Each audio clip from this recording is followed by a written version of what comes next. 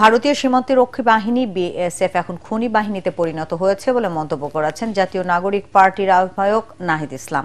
তিনি বলেন, চুয়াডাঙ্গা সহ দেশের বিভিন্ন সীমান্তে ৫৪ বছর ধরে সাধারণ মানুষকে হত্যা করেছে বিএসএফ।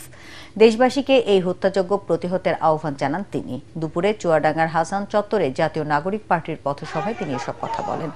এর আগে দেশ গড়তে জুলাই পদযাত্রার নবম দিনে চুয়াডাঙ্গার হাট বোয়ালিয়া থেকে পদযাত্রা শুরু করে এনসিপি নেতৃবৃন্দ। এ সময় বৃষ্টি উপেক্ষা করে রাস্তার দুপাশে শত শত নারী পুরুষ তাদের অভিবাদন জানায়। পদযাত্রায় উত্তরাঞ্চলের মুখ্য সংগঠক সার্জিস আলম, দক্ষিণাঞ্চলের মুখ্য সংগঠক হাসনাত আবদুল্লাহ, সিনিয়র যুগ্ম আহ্বায়ক সামান্তা শারমিন, ডাক্তার তাসনিম জারা, মুখ্য সমন্বয়ক নাসির উদ্দিন পটোয়ারি সহ কেন্দ্রীয় ও স্থানীয় নেতাকর্মীরা উপস্থিত ছিলেন। চুয়াডাঙ্গার 4টি উপজেলার বিভিন্ন এলাকা ঘুরে পদযাত্রা যাবে ঝিনাইদহে। শেখ হাসিনা নিজেই 2024-এ আপনারা জানেন যে একটা রক্তক্ষয়ী গণ অভ্যুত্থানের মধ্য দিয়ে স্বৈরাচারী হাসিনা সরকারের পতন ঘটেছিল। আপনারা ইতিমধ্যে সোশ্যাল মিডিয়ায় দেখেছেন, বিবিসি একটা রিপোর্ট করেছে যেখানে দেখা যাচ্ছে যে শেখ হাসিনা নিজেই গুলি চালানোর সকল অর্ডার দিয়েছিলেন। যে চুয়াডাঙ্গা সহ বাংলাদেশের সীমান্তবর্তী এলাকায় এই যে গত ৫৪ বছর ধরে সীমান্তে মানুষ হত্যা হচ্ছে, বিএসএফ কোন সীমান্তরক্ষী বাহিনী নয়, সেটি একটি খুনি বাহিনীতে পরিণত হয়েছে। মোনালিসা হেভি ফ্লো 15 পিস প্যাকেটের সাথে 8 পিসের একটি প্যাকেট একদম ফ্রি। জুলাই গণহত্যার জন্য শেখ হাসিনা এককভাবে দায়ী অভিযোগ করে এর সঙ্গে জড়িত প্রত্যেকের বিচারের দাবি জানিয়েছেন বিএনপি মহাসচিব মির্জা ফখরুল ইসলাম আলমগীর। তিনি আরও বলেন, দল হিসেবে আওয়ামী লীগকেও আইনের আওতায় এনে বিচার করতে হবে। রাজধানীর নিউরোসায়েন্স হাসপাতালে চিকিৎসাধীন বিএনপি চেয়ারপারসনের 2 উপদেষ্টা ও প্রবীণ চিকিৎসক অধ্যাপক আব্দুল কুদ্দুস ও অধ্যাপক সিরাজ উদ্দিনকে দেখতে গিয়ে সাংবাদিকদের প্রশ্নের জবাবে তিনি এসব কথা বলেন।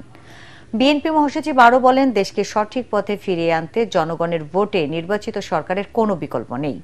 নানা দাবি তুলে যারা নির্বাচনকে বাধাগ্রস্ত করতে চাইছে তাদের উদ্দেশ্যে মির্জা ফখরুল বলেন, সংস্কার চলমান প্রক্রিয়া, এর অজুহাতে দীর্ঘদিন মানুষকে ভোট বঞ্চিত রাখার সুযোগ নেই। পরে বিএনপি মহাসচিব রাজধানীর একটি বেসরকারি হাসপাতালে চিকিৎসাধীন বরেন্দ্র লালন সঙ্গীত শিল্পী ফরিদা পারভিনকে দেখতে যান। শেখ হাসিনা তিনি এককভাবে, আমি মনে করি, responsible for the killing of thousands of people. তিনি এবং তার সঙ্গে যারা এই হত্যাকাণ্ডের সঙ্গে, গণহত্যার সঙ্গে এবং এই ফ্যাসিস্ট আক্রমণের সঙ্গে জড়িত, তাদের প্রত্যেকেরই বিচার হবে। দলও যদি আমরা দেখা যায় যে দলগত হিসাবে, তাহলে অবশ্যই তাদেরও বিচার হওয়া উচিত। যে সংস্কারগুলো হচ্ছে, সংস্কারে আমরা অংশ নিচ্ছি, প্রত্যেকটি সংস্কারের দাবি আমরাই তুলেছি সবার আগে। সুতরাং সংস্কার এবং নির্বাচন এর মধ্যে কোনো কন্ট্রাডিকশন নেই, দুটো একসাথেই চলবে। সাগরে লঘুচাপের কারণে টানা বৃষ্টি ও উজানের ঢলে দেশের সার্বিক বন্যা পরিস্থিতির অবনতি হয়েছে। এতে পানিবন্দী হয়ে পড়েছে বহু মানুষ। অর্ধশতাধিক গ্রাম প্লাবিত। ফেনীতে কয়েক জায়গায় বন্যা নিয়ন্ত্রণ বাঁধ ভেঙে প্লাবিত হচ্ছে নিম্নাঞ্চল। নোয়াখালীও ডুবে গেছে পানিতে। ভোলার বৃষ্টির দাপটে ভেঙে গেছে ঘাট। বন্ধ রয়েছে সব ধরনের লঞ্চ চলাচল। খাগড়াছড়িতে দেখা দিয়েছে ভূমিধসের শঙ্কা। এছাড়া লঘুচাপের প্রভাবে প্লাবিত হয়েছে সাতক্ষীরার নিচু এলাকাগুলো। জাহিদুল আলমের রিপোর্টে বিস্তারিত। ভয়াবহ বন্যায় বিপর্যস্ত দেশের দক্ষিণ পূর্বাঞ্চল। পাহাড়ি ঢল আর টানা বৃষ্টিতে মুহুরী, হালদা, সাঙ্গু নদীর পানি বিপদসীমার উপর দিয়ে প্লাবিত হচ্ছে। শত শত গ্রামে পানিবন্দী হয়ে পড়েছেন লাখো মানুষ। পানির তরে ভেসে গেছে ফসলি জমি, মাছের ঘের, গবাদি পশু, হাঁস মুরগির খামার। সকালে ফেনী শহরের জলাবদ্ধতার কিছুটা উন্নতি হলেও ভারী বৃষ্টি আর উজানের ঢলে মুহুরী ও সিলোনিয়া নদীর পানির তোরে বন্যা নিয়ন্ত্রণ বাঁধের অন্তত 14টি স্থানে ভাঙন দেখা দিয়েছে। পানি বইছে বিপদসীমার 95 সেন্টিমিটার ওপর দিয়ে। এতে পানিবন্দী অন্তত 20 গ্রামের প্রায় 15,000 মানুষ। ফেনীতে গত 24 ঘন্টায় সর্বোচ্চ 306 মিলিমিটার বৃষ্টিপাত রেকর্ড করা হয়েছে। এখন আমাদের তো যাওয়ার কোনো ব্যবস্থা নাই। মূল্য এখানে থাকলে এখানে এখন আমরা কি করবো?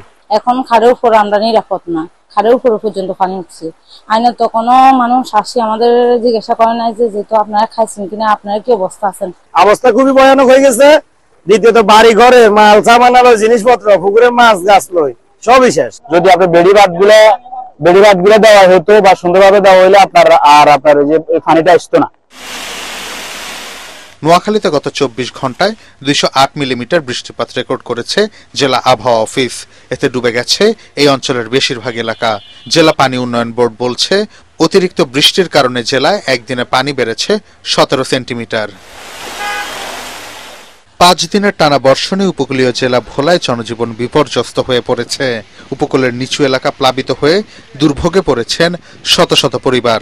বিভিন্ন স্থানে ভেঙে গেছে লঞ্চঘাট।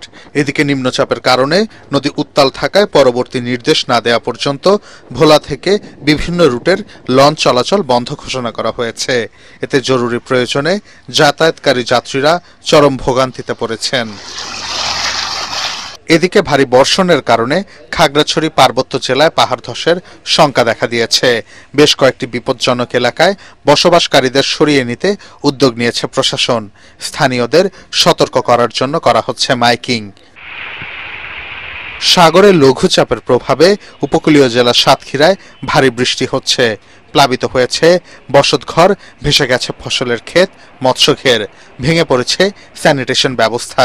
এতে চরম বিপাকে বানভাসী মানুষ। সাতক্ষীরা আবহাওয়া অফিস জানায়, গত 24 ঘন্টায় সাতক্ষীরায় 97 মিলিমিটার বৃষ্টিপাত রেকর্ড করা হয়েছে। এটি আগামী 2 দিন অব্যাহত থাকতে পারে। জাহিদুল আলম, এটিএন বাংলা। লঘুচাপ ও মৌসুমী বায়ুর প্রভাবে দেশের 7 বিভাগে প্রবল বৃষ্টিপাত হচ্ছে বলে জানিয়েছে আবহাওয়া অফিস। ফেনীতে 24 ঘন্টায় 399 মিলিমিটার ও ঢাকায় 77 মিলিমিটার বৃষ্টি হয়েছে। ভারী বৃষ্টির কারণে পাহাড় ধস ও জলজটের আশঙ্কা রয়েছে বলে সতর্ক করা হয়েছে। এদিকে টানা বৃষ্টি ও যানজটে ভোগান্তি পোহাতে হচ্ছে কর্মজীবীদের।